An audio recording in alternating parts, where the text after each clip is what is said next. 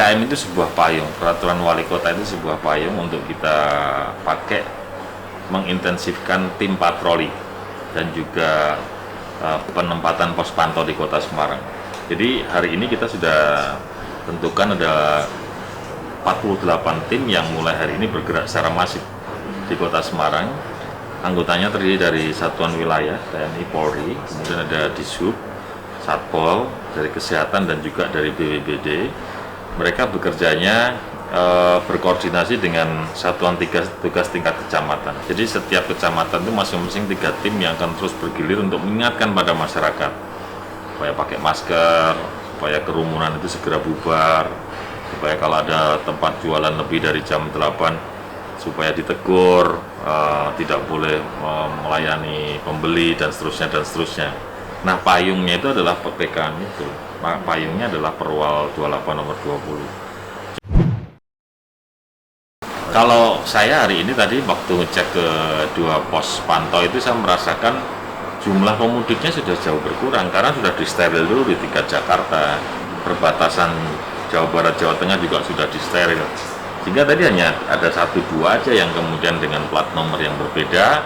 Kita tanya, mereka punya sebuah alasan yang bisa dipertanggungjawabkan. Misalnya tadi saya lihat plat nomor D, tapi si orang tersebut bercerita, saya orang Kendal Pak. Saya itu punya pekerjaan di Semarang yang harus saya selesaikan. KTP-nya juga Kendal. Oke, terus kapan kamu pulang? Segera setelah saya langsung pulang. Maka boleh.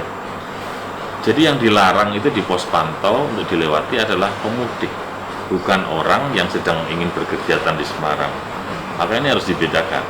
Nah, pos pantau itu lebih pada sifatnya kemudian satu, mengingatkan terkait protokol kesehatan buat para pengendara yang masuk ke Semarang, pembatasan penumpang, masker. Yang kedua, memastikan orang yang mau masuk ke Semarang itu kemudian dia punya aktivitas kegiatan yang tidak bisa ditunda, misalnya pekerjaan dan seterusnya.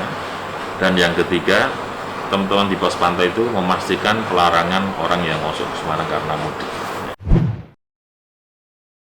Sejauh ini masih dalam kondisi yang saya bilang oke sih. Tadi ada 2 pabrik juga, mereka ada 1 yang sudah oke, 1 lagi coba tadi kita beri masukan karena jarak antar buruh atau jarak antar pegawainya terlalu rapat, tapi mereka sih sudah pakai masker, sudah pakai SOP kesehatan. Nah, tapi pengelolanya mengatakan, baik Pak, nanti akan kami sesuaikan, akan kita mundurkan alat kerja kita dan seterusnya dan seterusnya.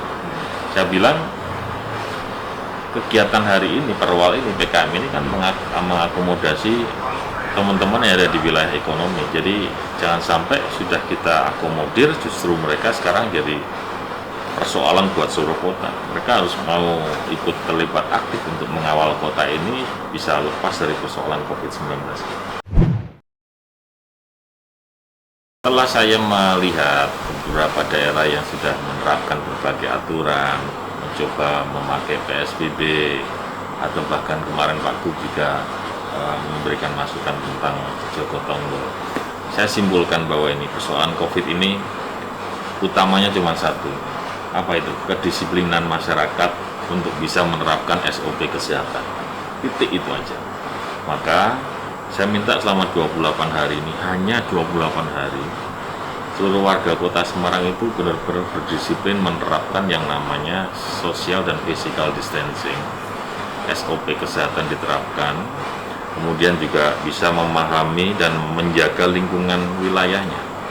Di dalam Perwal itu juga mengatur bantuan sosial. Jadi kami juga akan berikan sembako nanti mulai tanggal 5 sampai tanggal 15 Mei ini kita terus bagikan. Nah, tapi juga kita berharap ada sebuah kepedulian, solidaritas lewat program Lumbung Kelurahan, sehingga orang yang mampu itu mereka bisa membantu keluarga yang tidak mampu di tetangga mereka. Jadi saran dan harapan saya itu mudah-mudahan bisa diperlakukan oleh seluruh warga dalam kurun waktu 28 hari ini. Doa untuk bangsa, doa untuk Nusantara, doa untuk Pertiwi, doa untuk Indonesia saat akhir mataku